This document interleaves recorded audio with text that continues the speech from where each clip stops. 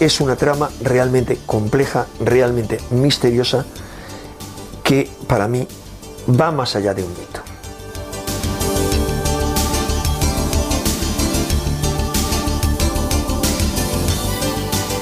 La tradición ha perpetuado toda una serie de iconografía y de cuadros que reflejan ya no solo ese amor, sino el fruto de una unión carnal.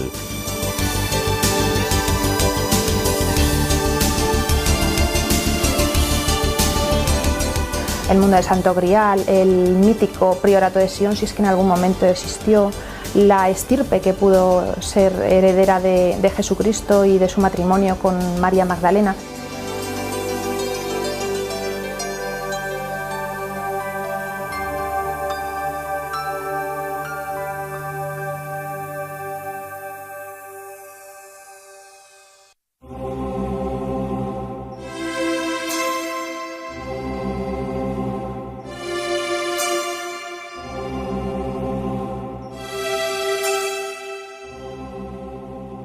En esta ocasión, nuestros primeros pasos nos llevan a Egipto, el colosal país de los imposibles. Pirámides, tumbas, maldiciones... todo ello forma parte de su historia milenaria, así como el misterio que se oculta bajo sus ardientes arenas, ese mismo que en algunas ocasiones sale a la luz.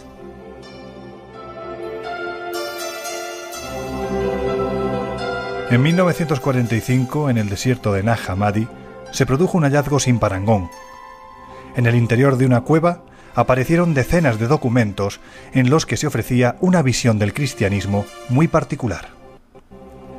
Eran los evangelios gnósticos, entre los que destacaba el conocido como Quinto Evangelio o Documento Q, donde se especificaba que entre Jesús de Nazaret y María Magdalena pudo haber una relación muy especial. Y así, huyendo de aquellos que pretendían acabar con su estirpe, en la cuarta década del siglo I arribarían a las costas francesas, acompañados por el que en otro apócrifo, el de Nicodemo, se asegura era el custodio de la sangre de Cristo, José de Arimatea. A partir de ese momento, en el sur del país galo se rendiría culto a la figura de la prostituta sagrada, y la historia de su descendencia comenzaría a cabalgar.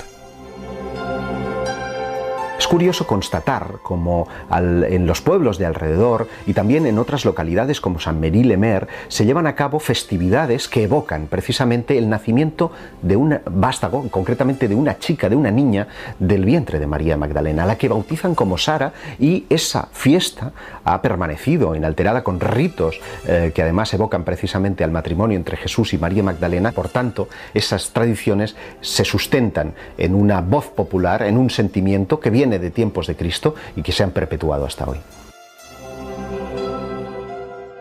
Los siglos pasaron y la sangre real fue protegida con celo por aquellos que sabían la verdad, hasta llegar a nuestros días.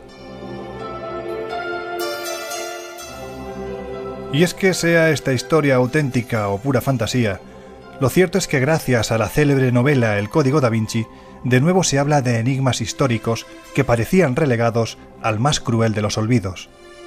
¿Qué hay de cierto en ellos? ¿Acaso se trata de un complot cuidadosamente urdido contra la Iglesia Católica, o por el contrario la conjura parte de los rincones vaticanos? ¿Qué es el priorato de Sion? ¿Por qué Leonardo da Vinci? En los próximos minutos vamos a intentar obtener respuestas. París resplandece incluso en los días grises. Caminar por sus calles es evocar tiempos en los que romanticismo y misterio iban de la mano. Nuestro viaje en esta ocasión comienza aquí, a la vera del Sena. Vigilados por la universal Torre Eiffel, por estas avenidas pasearon los miembros del enigmático priorato de Sion con un gran secreto bajo el brazo. En otro tiempo, los videntes de Napoleón estudiaron la estrategia que el emperador había de seguir en la siguiente batalla. Y en su más célebre museo, se acogió con los brazos abiertos a la dama más célebre del mundo, la Gioconda, la mujer de la enigmática sonrisa. Pero, ¿quién era Leonardo da Vinci? La vida del genio de la Toscana está llena de claroscuros, de misterios que cobran forma en sus innumerables obras. El hecho de que escriba siempre al revés, de que pinte personajes bíblicos con atributos descaradamente paganos, o que su nombre aparezca entre los grandes maestres del Priorato de Sion, son elementos más que suficientes para que fijemos nuestra mirada en su trabajo más universal, con permiso, claro está, de Mona Lisa. Hablamos de La Última Cena.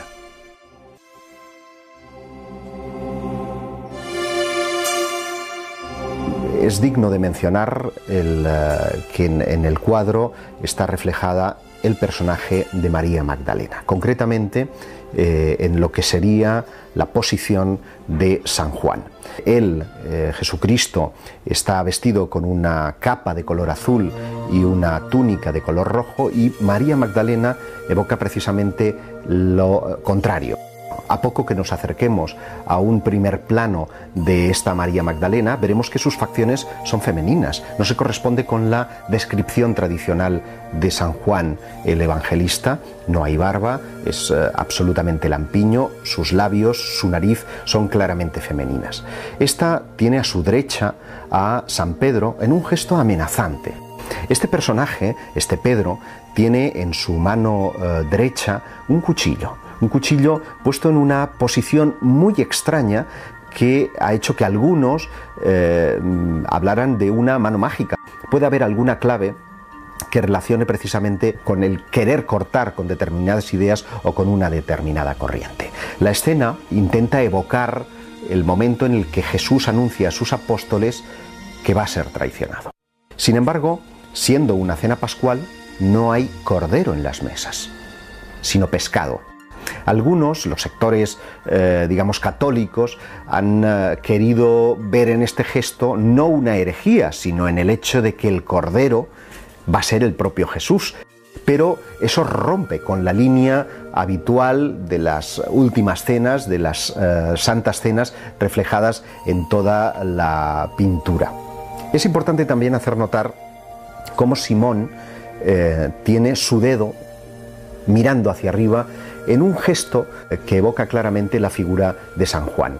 Y el propio Leonardo se coloca en la última cena, concretamente es el segundo por la derecha, según miramos el cuadro, representando a Tadeo de espaldas a Jesús, como reflejando que sus ideas no están en relación precisamente con la Iglesia católica, apostólica y romana. Hay otro detalle también significativo, y es el hecho del nudo que está en el extremo inferior derecho de la obra y que es otra representación, en este caso pues secreta, de cómo quienes profesaban admiración a María Magdalena la representaban precisamente de esa forma. Santiago el Mayor, el segundo por la izquierda en el cuadro, viste exactamente igual que Jesús, y sus facciones, su rostro, guarda una extrañísima similitud con el Nazareno.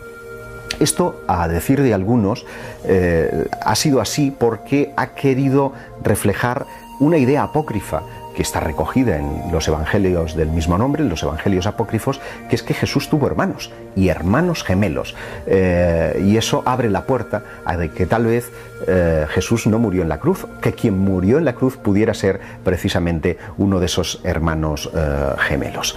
El último detalle que yo significaría es ese espacio extraño que deja entre San Juan y Jesús de Nazaret, marcando una V que algunos han querido pronunciar también como una M,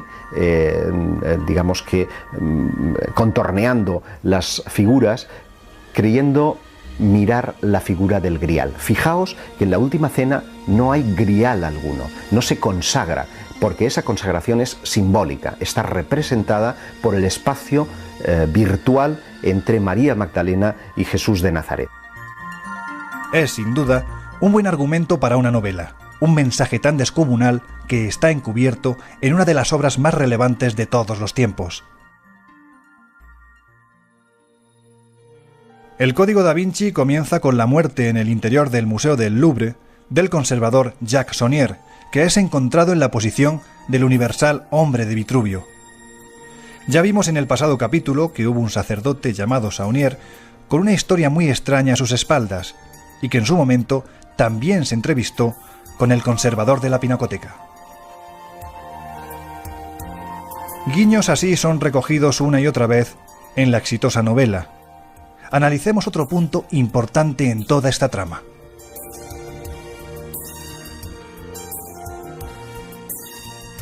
A finales de los 60 del pasado siglo, en la Biblioteca Nacional de París aparecían unos documentos relativos a una supuesta sociedad secreta entre cuyos grandes maestres había gente tan dispar como Isaac Newton, Jean Cocteau o el mismísimo Leonardo da Vinci. El nombre de la misma es Priorato de Sion.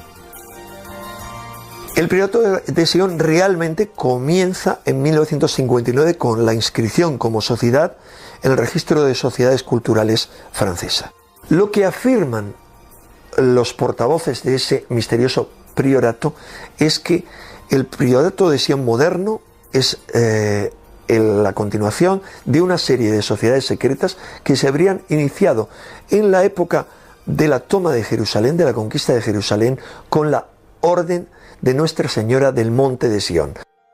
Es cierto que la organización actual existe, es cierto que hay personas dentro de esa organización que creen que Jesús tuvo descendencia y que ésta se habría perpetuado a lo largo de los siglos, primero en los reyes merovingios, pasaría a los carolingios y después a las familias monárquicas europeas, entre ellos la Casa de Anjou, y hay personajes hoy día que se creen descendientes de ese Jesús de Nazaret. Realmente el Priorato de Sion parece un invento de Pierre Plantard y de su amigo el marqués de Cerisei. Y es que Pierre de Plantard se erige rápidamente como cabeza visible de este extraño colectivo, del que no se sabía nada hasta aquel momento y que se dice heredero de una sociedad aún más antigua, cuyo objetivo es proteger el secreto del linaje perdido. ¿Quién era realmente el enigmático Pierre de Plantard y cuáles sus objetivos? Podríamos definir como legitimista en el sentido de que busca la restauración de la monarquía en Francia. Y no solo eso, sino que desde ese trono de Francia tiene que instaurarse ese gobierno mundial. Tras haberle conocido personalmente, yo pienso que era un personaje muy enigmático, que realmente poseía secretos, extraño, un poco charlatán, pero que contaba con una misión, con un encargo. Y es montar una pantalla, el Priorato de Sion, que escondía los intereses de otra serie de sociedades secretas. Seguimos paseando por París y dejamos atrás este asunto, para que cada cual saque sus propias conclusiones. Delante de nosotros se halla la colosal iglesia de Saint-Sulpice. Es un lugar muy especial en el que Dan Brown recrea parte de la trama del Código da Vinci, y al que, como ya dijimos en el capítulo anterior, arribó el no menos enigmático sacerdote François Berenguer-Saunier. El resto de la historia ya la conocen. Volvamos al Código da Vinci. Su autor se refiere de esta forma a Saint-Sulpice. Se dice que la historia de la iglesia de Saint-Sulpice es la más rara de entre todas las de los edificios de París. ¿Qué tiene este lugar para que en él confluyan historias paganas, sociedades secretas, simbología prohibida? Los constructores dejaron en ese tipo de edificios mensajes cifrados y específicamente en Saint-Sulpice una logia muy concreta, o para ser exactos, quienes están adscritos a un ritual específico. Me refiero al rito masón aceptado y rectificado, que son precisamente de dónde devienen los ritos masónicos del llamado Priorato de Sion. La línea rosa, la supuesta marca del meridiano que atraviesa la iglesia, ha sido objeto de más de un encendido debate. Estaríamos hablando de una línea imaginaria. La palabra rosa, de ahí también los rosacruces, es una forma en la que se ha querido representar a María Magdalena. Es un punto importante a tener en cuenta desde el principio, porque entonces estaría reflejando una ruta imaginaria por la que habrían transcurrido estos hijos, este linaje que vendría de Jesús, y que tiene sus paradas específicas en puntos donde la religión ha erigido templos, pero en cuyos interiores podemos encontrar en muchas ocasiones mensajes apócrifos, sino también pues ideas absolutamente heterodoxas. Uno de los puntos calientes es precisamente el mencionado Saint-Sulpice, aunque hay muchos otros. Muchos estudiosos aseguran que ese mismo meridiano se sitúa sobre Saint-Sulpice, pasa por Reims-le-Château y finalmente sobre la más que enigmática capilla de Roslin. Recordemos por unos instantes las palabras del investigador galo Jean-Luc Robin. Rosalina suena como la línea rosa. De Saint-Sulpice sale un meridiano en el gnomón que está ahí, y este meridiano pasa exactamente encima de Reims-le-Château, y si se le prolonga por el otro lado pasa encima de la capilla o de la iglesia de Roslin. De los dos primeros enclaves ya hemos hablado largo y tendido. Únicamente nos queda acudir a la que en el Código da Vinci se conoce como la Catedral de los Códigos. Pero antes hagamos una pequeña parada. Aquí, entre las ruinas de la abadía de Glastonbury, se tejió una leyenda que aún perdura. Hacia el año 1190, aseguran las crónicas que bajo este suelo fueron hallados los cuerpos del mítico rey Arturo y de su esposa Ginebra. Pero no solo eso. La leyenda iba más allá, asegurando que José de Arimatea era antepasado del monarca, por lo que a ambos se les atribuye el honor de custodiar la reliquia sagrada que, como no, estaría escondida en esta abadía. Lo que ya es una certeza es que los monjes del lugar inventaron esta historia, con unos claros fines económicos. Pero sigamos nuestro viaje. Y así, pues la investigación continúa, damos el salto y arribamos a Edimburgo, la bella capital de Escocia. Pocas ciudades en el mundo hay con tanta historia oculta: fantasmas, aparecidos, fenómenos paranormales y sociedades secretas, sobre todo estas últimas. Paseando por los múltiples y en cierto modo románticos cementerios que se reparten por la urbe, nos podemos percatar de que aquí ser masón es algo que salta a la vista. Incluso cuando se emprende el último viaje, conviene que los demás sepan que uno fue gran maestre o que se perteneció a una u otra logia. No hay nada que ocultar cuando de libertad de pensamiento se trata. No obstante, en un próximo viaje tendremos la oportunidad de recorrer el país, en busca de los misterios que guarda celosamente en sus entrañas, que no son pocos. Ahora, un lugar muy especial nos aguarda. Desde primeras horas de la mañana los turistas hacen cola a la entrada de la vieja capilla. Los encargados de la misma nos aseguran que los 10.000 visitantes que tuvieron el pasado año se han multiplicado por 10, y todo ello gracias a la obra de Dan Brown. A mis espaldas se encuentra la célebre capilla de Roslin. Es uno de los puntos clave de nuestro viaje. Hoy en día parece cubierta por andamios y desde hace 7 años está así, pero lo que a nosotros nos interesa no está fuera, sino dentro. Es lo que los maestros canteros dejaron escrito sobre la piedra, la cantidad de enigmas, misterios y simbología oculta que nosotros ahora vamos a intentar desvelar. Poco más hay que decir. Entremos al interior de la capilla de Roslin para conocer sus secretos. La capilla de Roslin le parecía un escondite demasiado obvio. Durante siglos, ese templo de piedra había resonado con los ecos susurrados de la presencia del Santo Grial. Y en las pasadas décadas, los susurros se habían convertido en gritos cuando un radar con capacidad de detección subterránea había revelado la existencia de una sorprendente estructura debajo de la capilla, una enorme cámara enterrada. De ello hablaremos más tarde, porque tales experimentos no forman parte de la ficción. Se llevaron a cabo años atrás. Pero ahora conozcamos la historia de este fantástico enclave de la mano del conservador de la misma, el historiador Stuart Beattie.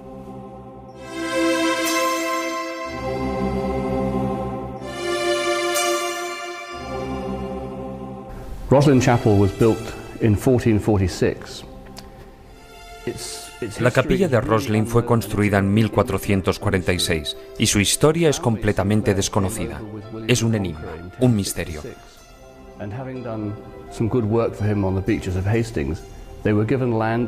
La familia Sinclair aparece en el año 1066. Construyeron su primer castillo, que está a unos 500 metros de la iglesia, aproximadamente en torno al 1100, y desde el comienzo estuvieron involucrados en mantener la paz en Escocia.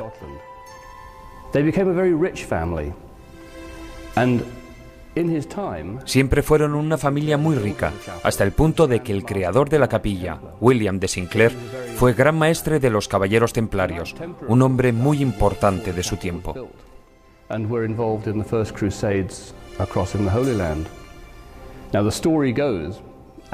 Los caballeros templarios fueron a las cruzadas antes de que Roslin fuera edificada.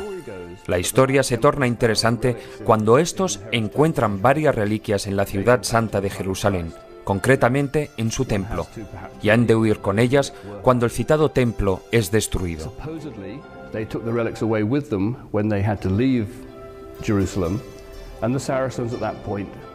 Creemos que estas reliquias estuvieron en manos de los templarios durante cientos y cientos de años.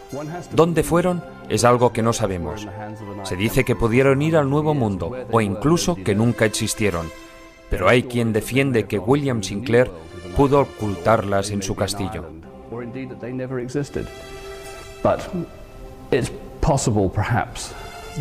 William Sinclair, as Grand Master of the Knight Templars, may have had these relics in his castle.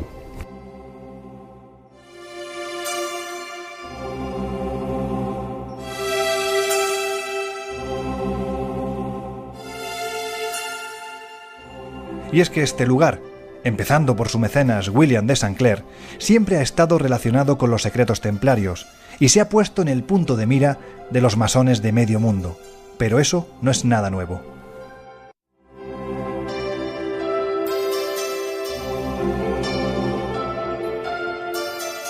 El elemento más destacado de la capilla, el que con mayor fuerza capta la atención del viajero, es el llamado Pilar del Aprendiz. De él se ha dicho de todo, que en su interior se custodiaban varios evangelios apócrifos, incluso disparates como que era la caja de caudales que protegía la cabeza momificada de Cristo. Leyendas al margen, la historia que cobró más fuerza es que en sus entrañas estuvo, durante un tiempo, el Santo Grial. Pero, ¿cuál es la historia de esta maravillosa columna?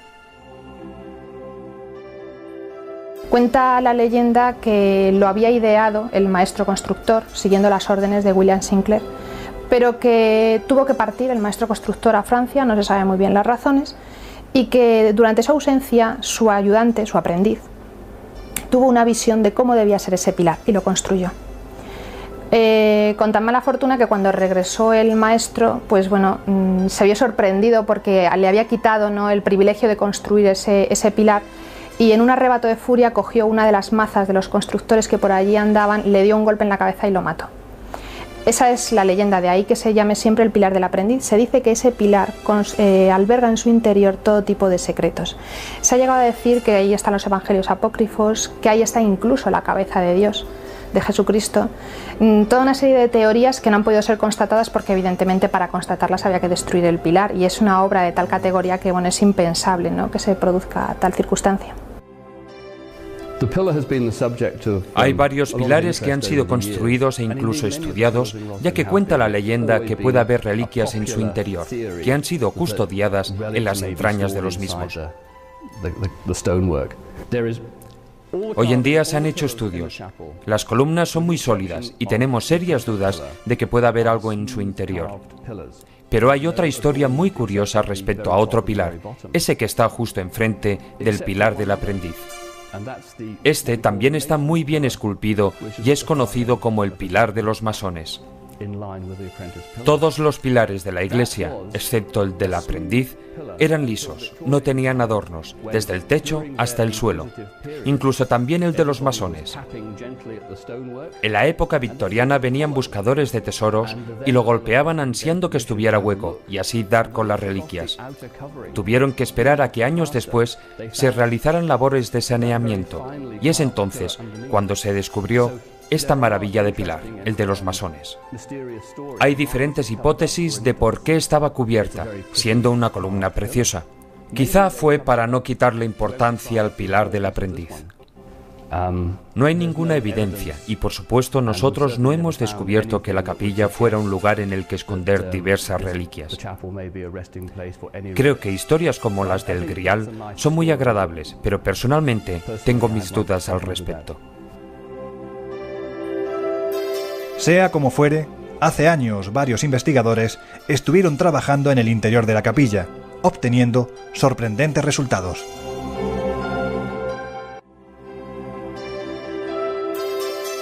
Before the Roslin Chapel Trust was formed in 1995, Después de que la capilla de Roslin fuera rehabilitada en 1995, se llevaron a cabo diversas investigaciones privadas para ver qué había bajo este suelo. En mi opinión, no se halló nada relevante. Gracias a la fibra óptica se pudo demostrar que a unos 80 pies de profundidad había algo similar a una cámara, pero no dilucidaron si estaba en posición vertical u horizontal. Finalmente se percataron de que al intentar penetrar, lo que atravesaban era arena constantemente. El problema con este tipo de investigaciones es que despiertan más interrogantes que respuestas, y desde que se hizo la restauración no ha habido más trabajos de investigación en Roslin.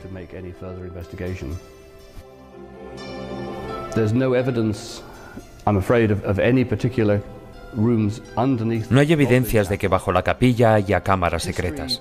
Sí hay historias, como la protagonizada por el padre de Gostolfield en época victoriana, que estuvo investigando en los niveles que había bajo la misma y parece ser que encontró algo. Cuando le preguntaron que dónde había estado, debajo de dónde, no quiso contestar. Este señor estuvo buscando algo enterrado. ¿El qué? Es un misterio.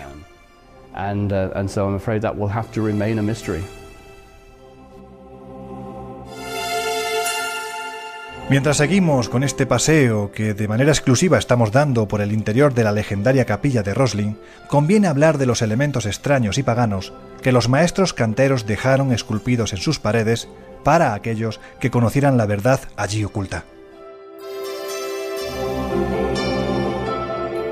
El más destacado, fundamentalmente, son los conocidos como Green Men, los hombres verdes.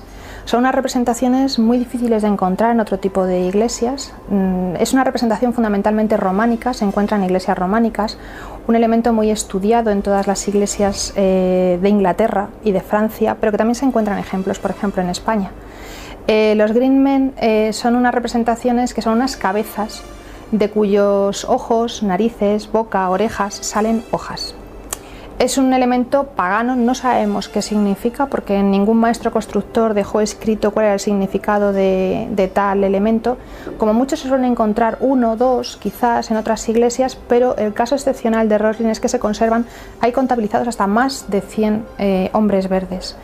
Se le ha dado múltiples interpretaciones, quizás ese sea el elemento más representativo de orden pagano, se ha vinculado con la masonería, se ha vinculado con los templarios, tiene múltiples interpretaciones.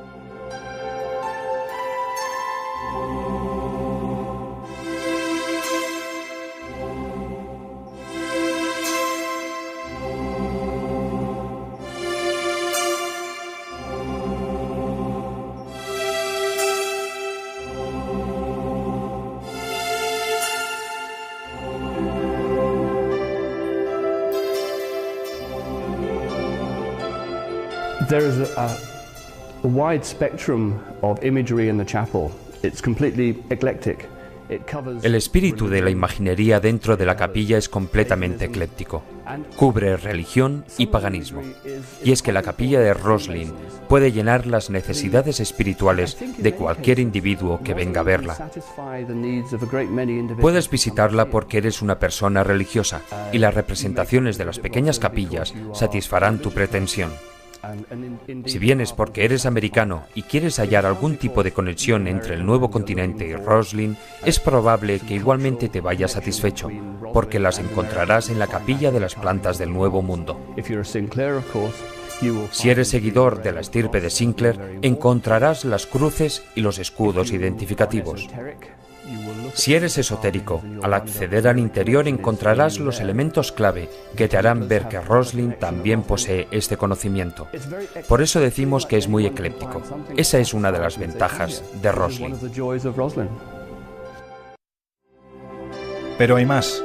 Roslin es una especie de gigantesco testamento de piedra que nos habla de la fuerza de la heterodoxia, que nos transmite un conocimiento trascendental, que nos muestra otra visión de la historia de la que nos han contado como real. Esa misma historia que aquí cae a pedazos por su propio peso.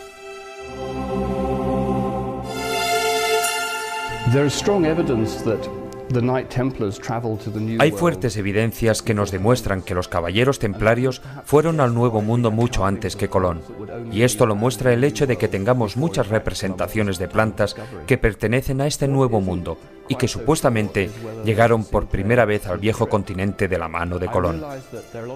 Lo que no se sabe seguro es cuándo el príncipe Sinclair hizo este viaje. Hay historias y narraciones que nos hablan de ese trayecto e identifican y sitúan claramente el periplo, saliendo desde Escocia y arribando a ese continente perdido. No obstante, no tenemos claras evidencias. El elemento más representativo es una arquivolta en la que se observan lo que no puede ser otra cosa que unas mazorcas de maíz. Podríamos darle otras interpretaciones, pero son claramente mazorcas de maíz. No tendría nada de extraordinario porque los elementos vegetales son habituales siempre en los capiteles y en las arquivoltas de las iglesias católicas, pero lo significativo de este caso es que esas mazorcas de maíz fueron construidas en la primera mitad del siglo XV, es decir, cuando todavía no se había llegado a América y no habían venido productos típicos de tierras americanas como es el caso del maíz. Es una de las teorías que mantienen todos aquellos que dicen que los templarios utilizaron Escocia y en concreto la zona de Roslin, el condado de Roslin, como un trampolín y en su salto hacia América. Salimos de la vieja capilla conscientes de que hemos visitado un lugar único, en el que los muros gritan un mensaje oculto desde hace siglos.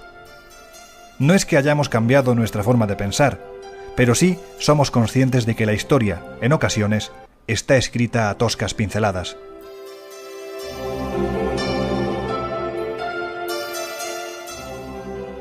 Ahora la carretera se abre a paisajes de ensueño mientras cae la tarde. Nuestro viaje sigue su rumbo.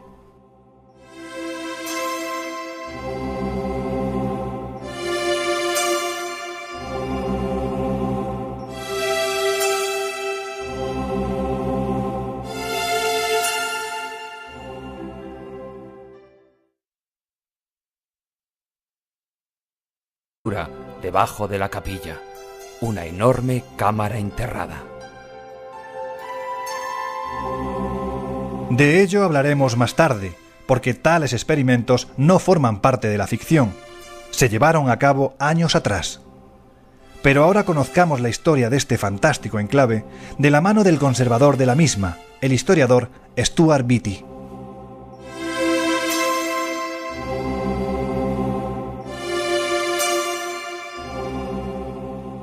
Roslin Chapel was built in 1446. La capilla de Roslin fue construida en 1446 y su historia es completamente desconocida.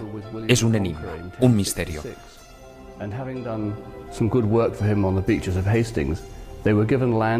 La familia Sinclair aparece en el año 1066. Construyeron su primer castillo, que está a unos 500 metros de la iglesia, aproximadamente en torno al 1100. Y desde el comienzo estuvieron involucrados en mantener la paz en Escocia.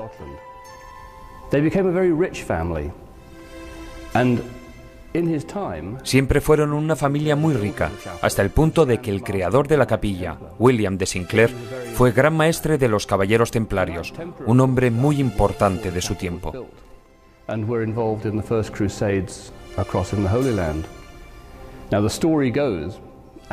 Los caballeros templarios fueron a las cruzadas antes de que Roslin fuera edificada. La historia se torna interesante cuando estos encuentran varias reliquias en la ciudad santa de Jerusalén, concretamente en su templo, y han de huir con ellas cuando el citado templo es destruido.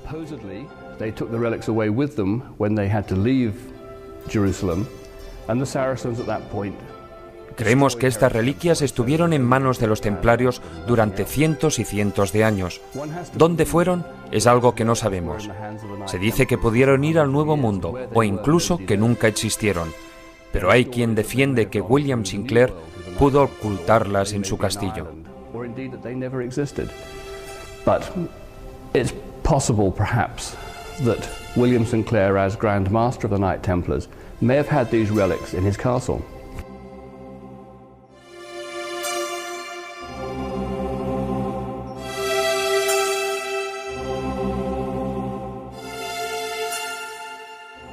Y es que este lugar, empezando por su mecenas William de Sinclair, siempre ha estado relacionado con los secretos templarios y se ha puesto en el punto de mira de los masones de medio mundo. Pero eso no es nada nuevo.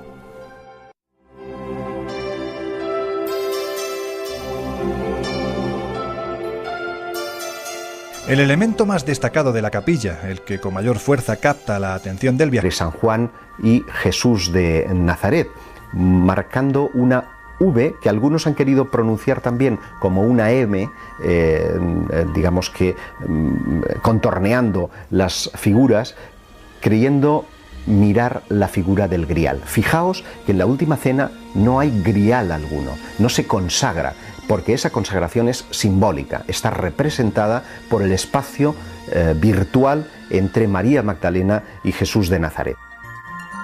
Es, sin duda, un buen argumento para una novela, un mensaje tan descomunal que está encubierto en una de las obras más relevantes de todos los tiempos. El Código da Vinci comienza con la muerte en el interior del Museo del Louvre del conservador Jacques Saunier, que es encontrado en la posición del universal hombre de Vitruvio. Ya vimos en el pasado capítulo que hubo un sacerdote llamado Saunier con una historia muy extraña a sus espaldas y que en su momento también se entrevistó con el conservador de la Pinacoteca. Guiños así son recogidos una y otra vez en la exitosa novela. Analicemos otro punto importante en toda esta trama.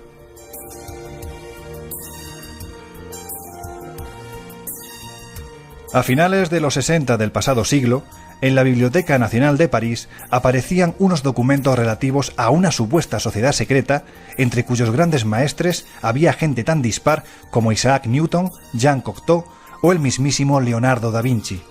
El nombre de la misma es Priorato de Sion. El Priorato de Sion realmente comienza en 1959 con la inscripción como sociedad en el Registro de Sociedades Culturales francesa. Lo que afirman los portavoces de ese misterioso priorato es que el Priorato de Sion moderno es la continuación de una serie de sociedades secretas que se habrían iniciado en la época de la toma de Jerusalén, de la conquista de Jerusalén, con la orden de Nuestra Señora del Monte de Sion. Es cierto que la organización actual existe, es cierto que hay personas dentro de esa organización que creen que Jesús tuvo descendencia y que ésta se habría perpetuado a lo largo de los siglos, primero en los reyes merovingios, pasaría a los carolingios y después a las familias monárquicas europeas, entre ellos la Casa de Anjou, y hay personajes hoy día que se creen descendientes de ese Jesús de Nazaret. Realmente el Priorato de Sion parece un invento de Pierre Plantard y de su amigo el marqués de Cerisey. Y es que Pierre de Plantard se erige rápidamente como cabeza visible de este extraño colectivo, obteniendo sorprendentes resultados.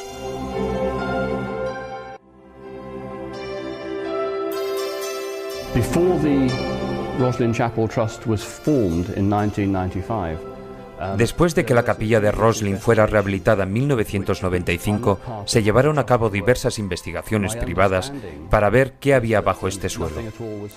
En mi opinión, no se halló nada relevante. Gracias a la fibra óptica se pudo demostrar que a unos 80 pies de profundidad había algo similar a una cámara, pero no dilucidaron si estaba en posición vertical u horizontal. Finalmente se percataron de que al intentar penetrar, lo que atravesaban era arena constantemente. El problema con este tipo de investigaciones es que despiertan más interrogantes que respuestas, y desde que se hizo la restauración no ha habido más trabajos de investigación en Roslin.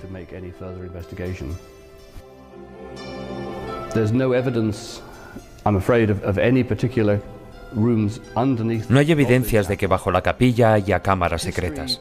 Sí hay historias, como la protagonizada por el padre de Gostolfil en época victoriana, que estuvo investigando en los niveles que había bajo la misma y parece ser que encontró algo. Cuando le preguntaron que dónde había estado, debajo de dónde, no quiso contestar. Este señor estuvo buscando algo enterrado. ¿El qué? Es un misterio.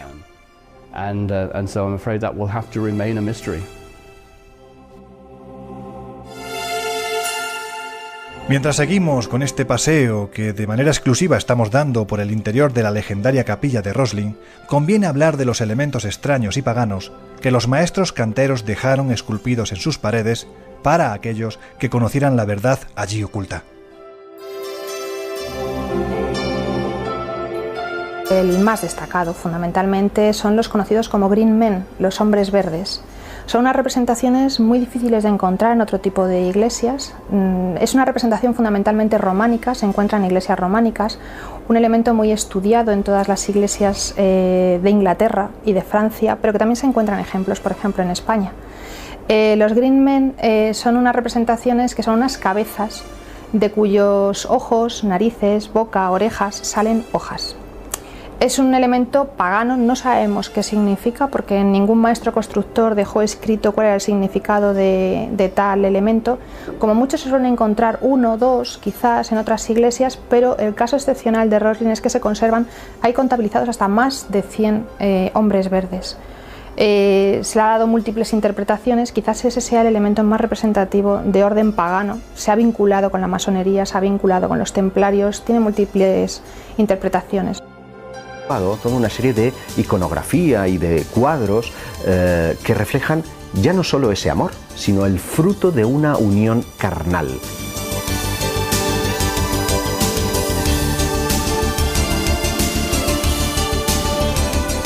El mundo del Santo Grial, el mítico priorato de Sion, si es que en algún momento existió, la estirpe que pudo ser heredera de Jesucristo y de su matrimonio con María Magdalena.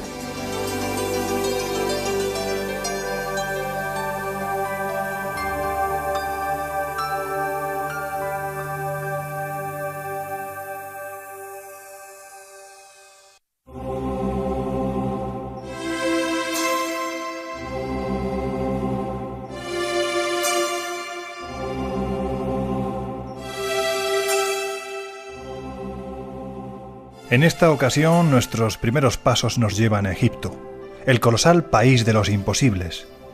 Pirámides, tumbas, maldiciones, todo ello forma parte de su historia milenaria, así como el misterio que se oculta bajo sus ardientes arenas, ese mismo que en algunas ocasiones sale a la luz.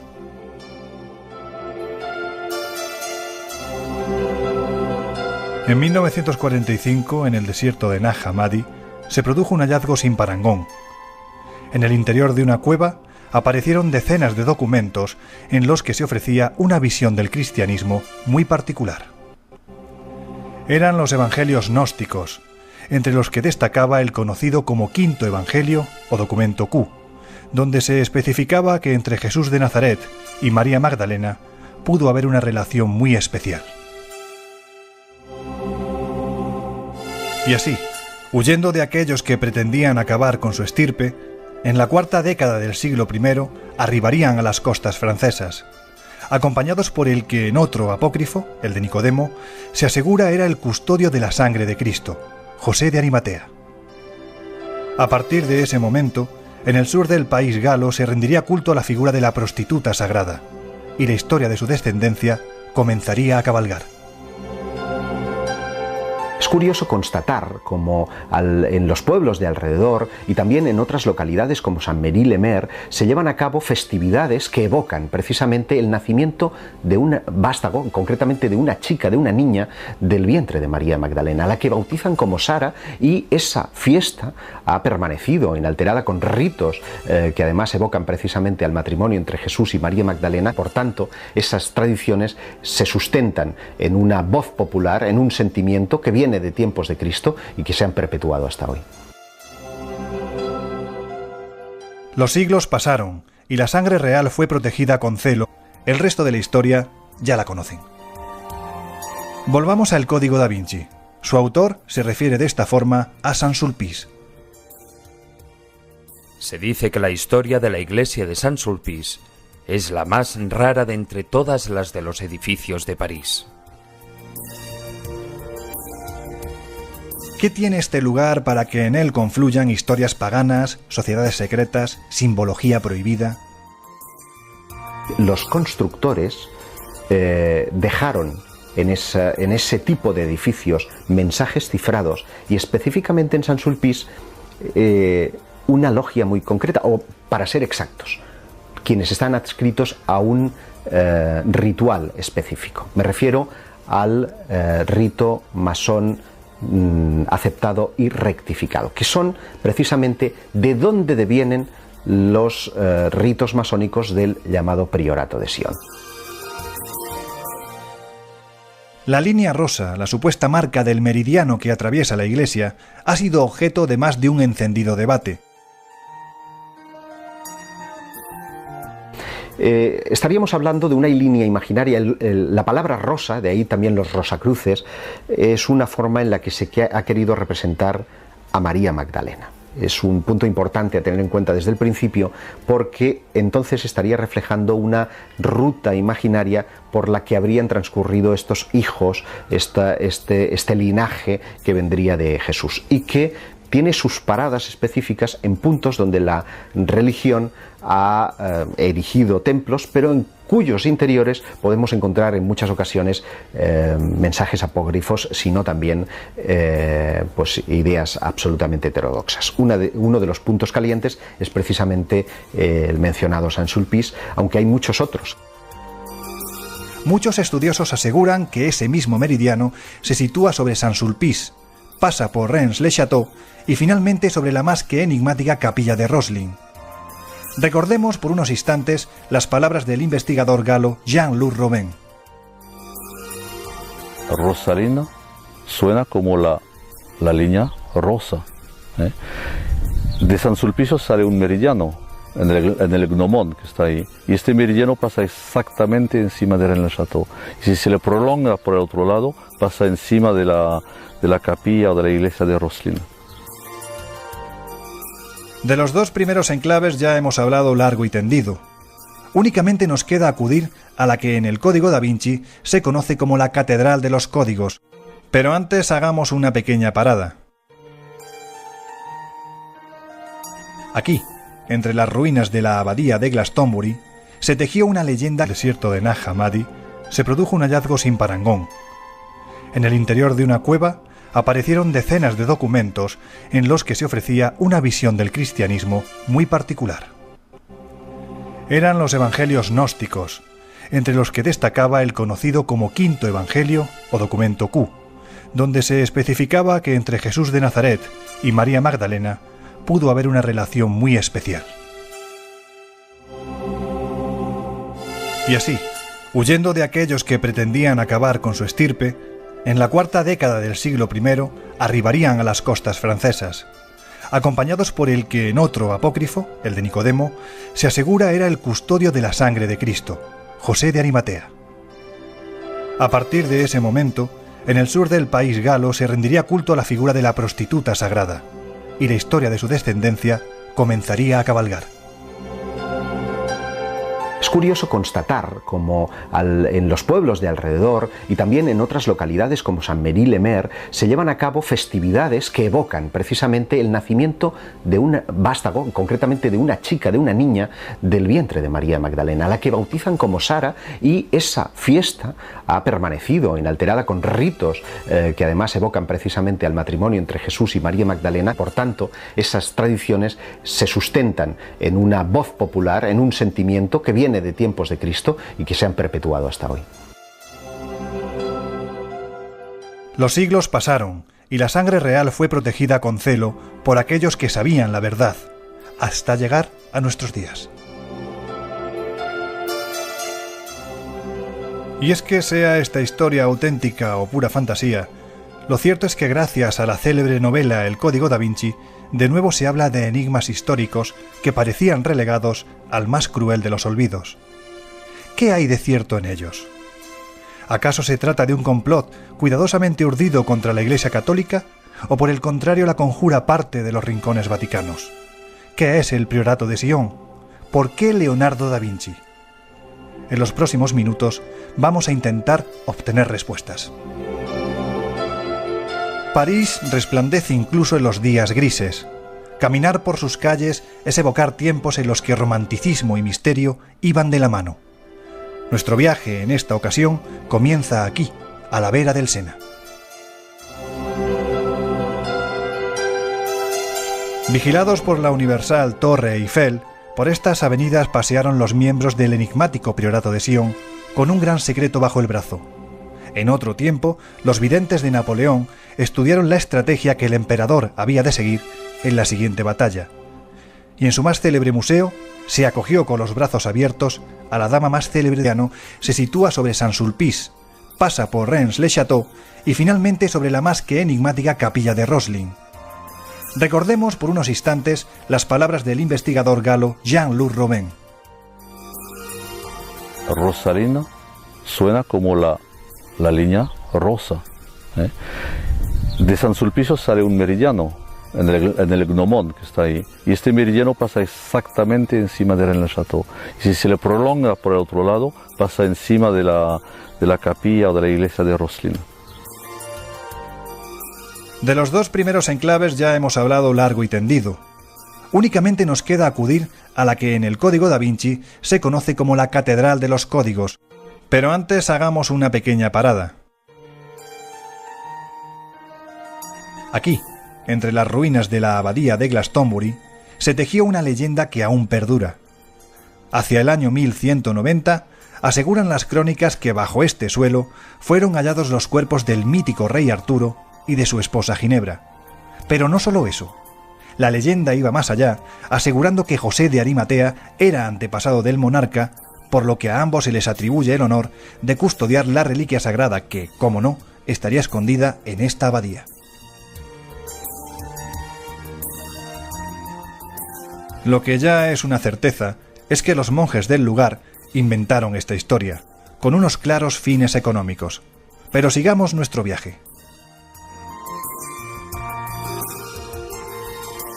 Y así, pues la investigación continúa, damos el salto y arribamos a Edimburgo, la bella capital de Escocia. Pocas ciudades en el mundo hay con tanta historia oculta: fantasmas, aparecidos, fenómenos paranormales y sociedades secretas, sobre todo estas últimas. Paseando por los múltiples y en cierto modo románticos cementerios que se reparten por la urbe, nos podemos percatar de que aquí ser masón es algo que salta a la vista.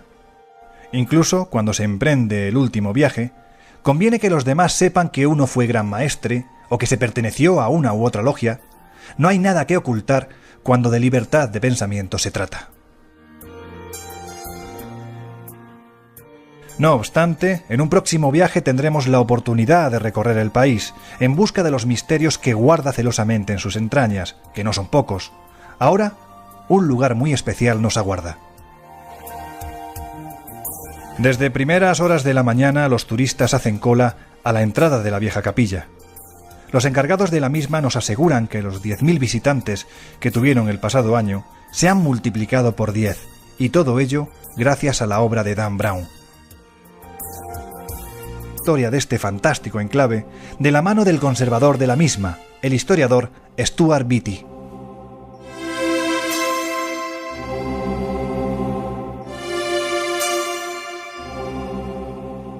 Roslin Chapel was built in 1446. La capilla de Roslin fue construida en 1446 y su historia es completamente desconocida. Es un enigma, un misterio.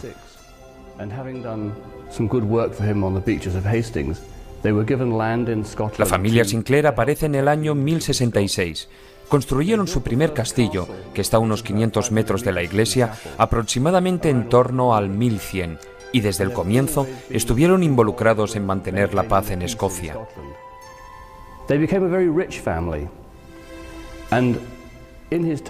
Siempre fueron una familia muy rica, hasta el punto de que el creador de la capilla, William de Sinclair, fue gran maestre de los caballeros templarios, un hombre muy importante de su tiempo.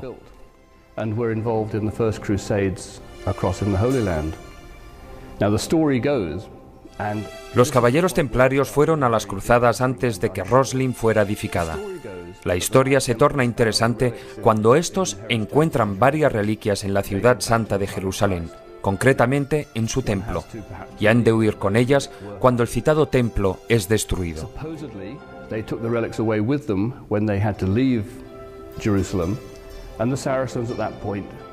Creemos que estas reliquias estuvieron en manos de los templarios durante cientos y cientos de años. ¿Dónde fueron? Es algo que no sabemos. Se dice que pudieron ir al Nuevo Mundo, o incluso que nunca existieron.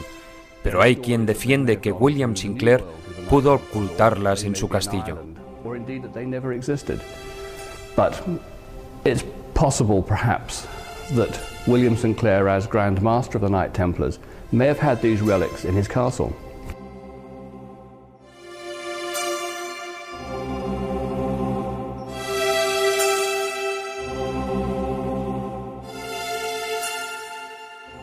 Y es que este lugar, empezando por su mecenas William de Sinclair, siempre ha estado relacionado con los secretos templarios y se ha puesto en el punto de mira de los masones de medio mundo. Pero eso no es nada nuevo.